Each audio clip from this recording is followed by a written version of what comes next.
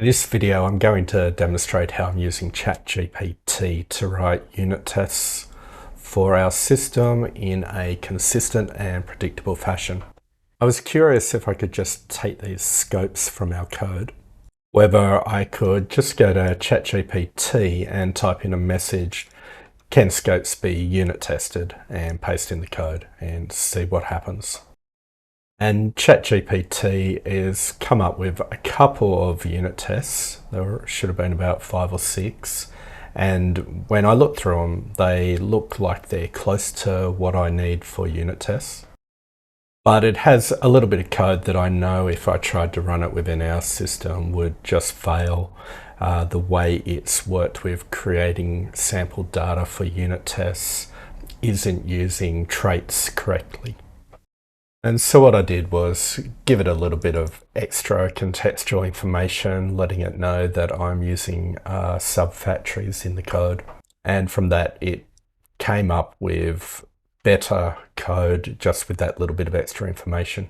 Now, this was just me training the bot a little bit, but I thought I'd use it in anger. And so what I did was I went back to some of the code.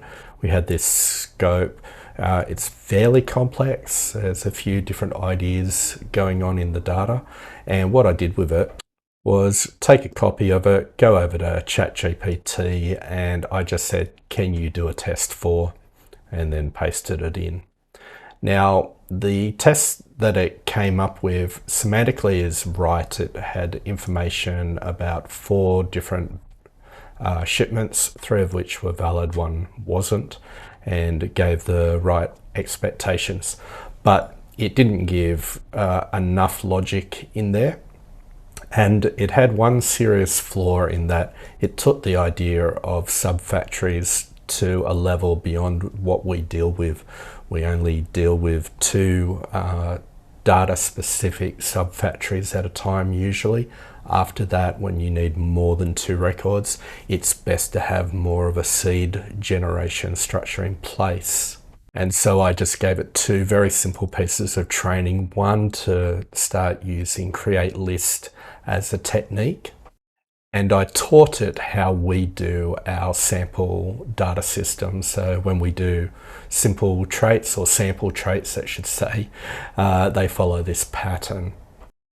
And I did that basically by taking a model called shipment. I had a couple of usage-specific traits. I had the general sort of named traits that we use for consistent unit test, and then sample was essentially a whole lot of data provided by Faker. And with just a little bit of information, it was able to learn. So apologies for the misunderstanding. It was able to learn how I work with sample data within the system. Now, on one of the earlier examples with it, I was able to get it to write a general close approximation of a unit test for needs PDF.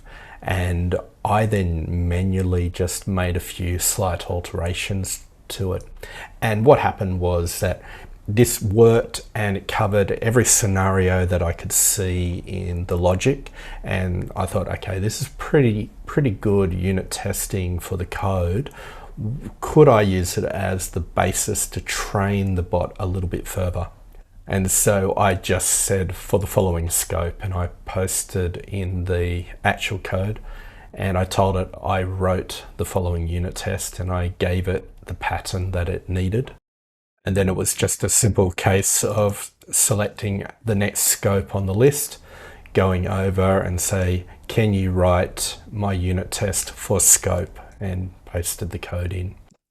And what it did was write a unit test which covered all scenarios and worked the first time out. I didn't really have to change anything, so I was pretty happy with that. And I thought, well, let's take it a bit further. And you might be able to see here that there's a fair bit more complex scope going on here. There's a whole lot of if-else statements going on. So I just gave it that code that we're seeing with, can you create a test for the following scope? And it ended up giving me a whole lot of code. I think there were 4 or 5 tests going in here. And I knew there were 1 or 2 typos in there. This should never have been a string like this. It should have been a number. But I fixed the couple of typos that were there and I ran it. And what was surprising about this is that I had a bunch of unit tests, I think there were 5, and I focused in on just this description. And 3 of them just worked off the bat. I checked the code and the code was written well and I'm happy with that. 2 of them failed. I haven't checked this one to see why it failed, but when I checked this one, which it uncovered and it created a failure on, I thought, okay, what has it done wrong with the unit test? Well, to my surprise and happiness in some respects, because this is one of the things that we want to do with unit tests, is it uncovered a bug in the code itself. And the bug seemed to be related to a field that doesn't exist on the model. Now, I'll probably do a little bit of further investigation to make sure that I'm not off. But what's great about this is that the ability to uncover problems that we didn't even know about is a powerful aspect of what we can do with the unit testing. And this has been quite simple to do once you train the bot to create what you want.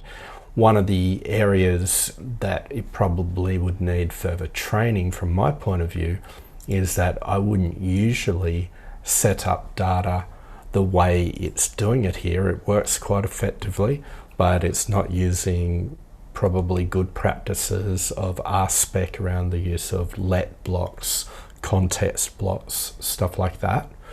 But the good thing is that can be trained as well in future bots. So you come up with the pattern that you want and you start seeding it as information before generating new code.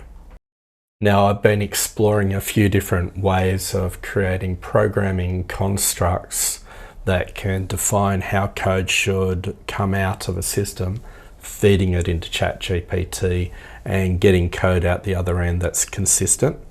One of the areas that I played around extensively with was with various languages, Python, Ruby and JavaScript, to build a mid-journey bot that would just create image after image. And the funny thing is that when you just use natural language to describe the problem and you give it to ChatGPT, because it's not a complex problem, you get different code every time. But through a little bit of pre-training and a meta programming language, or a domain-specific language really, I was able to get ChatGPT giving out consistent code that followed patterns and practices that I would be happy to use within the system.